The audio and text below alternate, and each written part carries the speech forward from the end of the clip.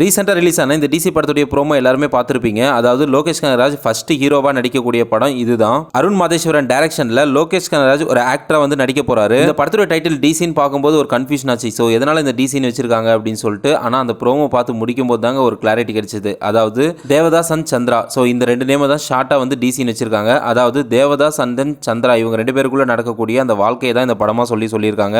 படத்துடைய ப்ரோமோ பார்க்கும்போது வயலன்ஸ் கொஞ்சம் அதிகமாக இருக்கிற மாதிரி தான் இருக்கு. ஏன்னா லோகேஷ் கனகராஜ் எடுக்கிற படம் எல்லாமே வயலன்ஸ் தான் இருக்கும். At the same time Arun Matheswaran எடுக்கிற படமும் அந்த மாதிரி தான் இருக்கும். பட் இவங்க ரெண்டு பேரும் சேர்ந்து இருக்கிறனால வயலன்ஸ் கொஞ்சம் அதிகமாக தான் இருக்கிற மாதிரி இருக்கு இந்த ப்ரோமோ பார்க்கும்போது.